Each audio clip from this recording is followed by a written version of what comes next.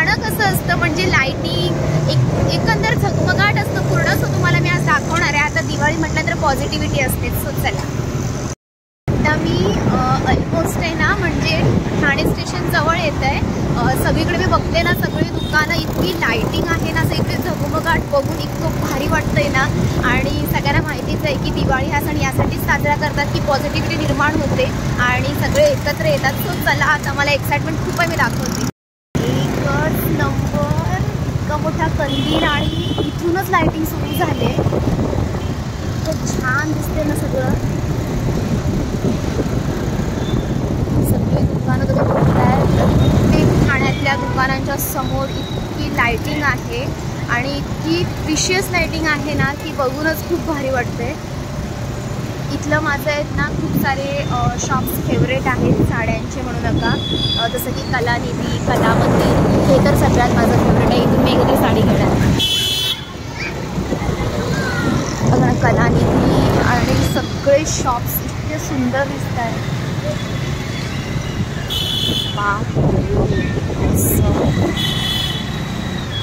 So मी तुम्हाला घेऊन कुठे चालले, जिकडे दिवाळी पहाट होते. सो माझी एक कन्सेप्ट आहे दिवाळी पहाट. ही कन्सेप्ट कुणी सुरू केली मला माहीत नाही, कारण आमच्या कोकणामध्ये गावाला असं काही नसतं.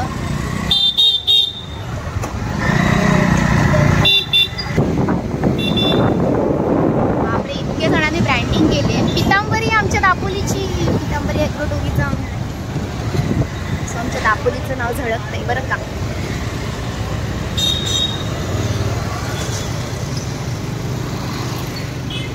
जरा देवांची कुल्फी खाऊन मी पुढे जाते.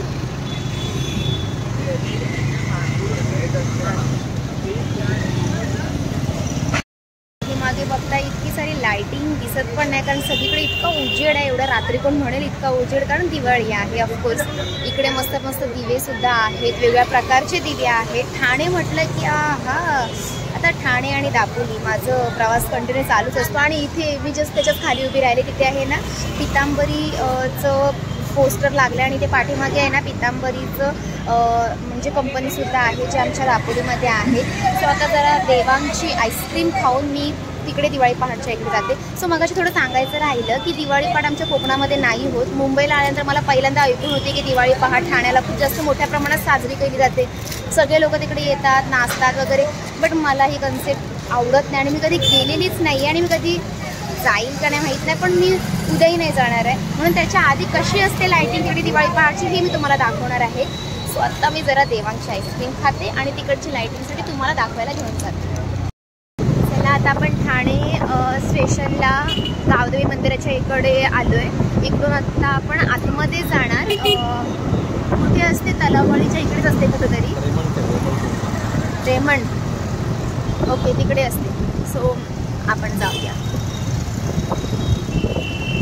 काही गोष्टी पण शेअर करणार आहे. तुम्ही पण व्हिडिओ बघत असाल तर कमेंटमध्ये मला कळवा.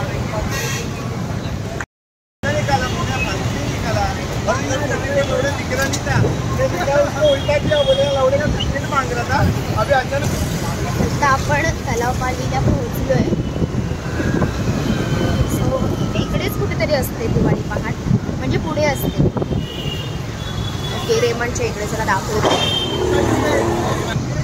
ओके, बघू शकता तुम्ही, हे ते रेमंड दिसतंय. इकडे ही दिवाळी पहाट असते आणि इथे सकाळी मंडप वगैरे सगळं सजेल, कारण का सगळे लोक नाचतात, एन्जॉय करतात दिवाळी. ते बघा तिकडे ते चालू आहे मंडपाचं काम, हे बघायला दाखवतो तुम्हाला मी. आता उद्या कोणती गेस्ट येणार आय डोंट नो. सो इथे फुल नाचतात सगळेजण आणि इकडे खाली नाचत असतात. इथे पुढे गेस्ट वगैरे येतात. हे सगळं तयारी चालू आहे. सो बघितलं ना. आणि पुढेपर्यंत इतकी गर्दी असते ना की लोकांना यायला जायला सुद्धा जागा नसते, एवढी ही गर्दी असते. हे बघा, हे सगळं त्याचंच अरेंजमेंट आहे इकडे सगळं. तुम्हाला अजून एक लायटिंग दाखवते जी माझी फेवरेट आहे.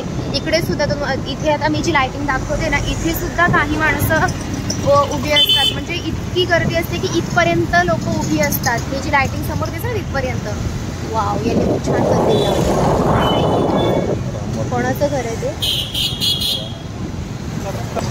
सो म्हटलं होतं ना इथे पण गर्दी असेल, तर हे राम मारुती रोड आहे. वाव, इतकं सुंदर लाइटिंग आहे ना, झाल्यासारखं त्यांनी केलंय, इतकं जबरदस्त वाटतंय. हे राम मारुती रोड आहे, एकच नंबर. म्हणजे ते स्टेशनपेक्षाही मला हे जास्त भारी वाटतंय, कारण काही खूप पुढपर्यंत आहे. सो राम मारुती रोडला सुद्धा पब्लिक खूप जास्त असते. आणि हे सगळं शूट मी रात्रीच्या 11:15 वाजता घेते. 12 नंतर दिवाळी सुरू होणार आहे. दिवाळीची पहाट, काय लोकांना क्रेज असतं ना दिवाळीच्या पहाटचं. सो मला जस्ट तुम्हाला दाखवायचं होतं की रात्रीची दिवाळी पहाटच्या आधी रात्र कशी असते, कशी सजावट केलेली असते, किती लाइटिंग असते, किती झगमगाट असते, ह्या सगळ्या गोष्टी मला दाखवायच्या होत्या. सो इथे लाइटिंग संपते. तुम्हाला मी म्हटलं ना एक गोष्ट मला शेअर करायची आहे, सो मी तुम्हाला सांगते ती गोष्ट काय होती. पहिल्यांदा आम्ही आहोत ना कोकणात असताना, गावी लहान सगळे असताना आम्हाला सकाळी दिवाळी पहाट म्हणजे दिवाळी पहाट हा शब्द माहिती नव्हता, पण अभ्यंग स्नान म्हणजे असं असायचं, कारट सकाळी फोडून आपण पहिल्यांदा कधी फटाके फोडतोय, कोण पहिलं फोडतोय हे गावामध्ये आमच्या हे असायचं. आणि सकाळचा पहिला पटकन दिवा लावायचं आणि फटाके फोडायला जायचं, हे एवढंच क्रेज होतं. पण आत्ता ना जेनझी जनरेशन आलंय आणि सगळ्यांना इतकं हे क्रेज झालंय ना मुंबईमध्ये, की सगळेजण घरातनं दिवा लावायच्या आधी आहे ना सकाळी उठून पहिला दिवाळी पहाट करायला इकडे नाचगाणी करायला. तुम्हालाही हे पटतंय का? कारण मला तर हे पटत नाही. आणि त्यामुळे आपल्या या जुन्या पारंपरिक गोष्टी आहेत ना, जे दिवाळीचं महत्त्व आहे ते खरं तर म्हणजे लोप पावते असं म्हणण्यापेक्षा ते पूर्णपणे नष्ट होते आणि फक्त नाचणं वगैरे याच गोष्टी चाललेल्या आहेत. सो मी असं सजेस्ट करेल की तुम्ही पहिलं घरात दिवा लावा, घरात लक्ष्मीचा वास येऊ दे, सुखसमृद्धी मिळू दे, पॉझिटिव्ह एनर्जी सगळ्यांना मिळू दे, हे सगळं करून मग तुम्ही तुमचं नाचगाणं वगैरे करू शकता. सो एवढंच. पण व्हिडिओ कसा वाटला मला नक्की कळवा. आवडला तर लाईक करा, शेअर करा, सबस्क्राईब करा. भेटूया पुढच्या ब्लॉगमध्ये. तोपर्यंत धन्यवाद. Bye bye.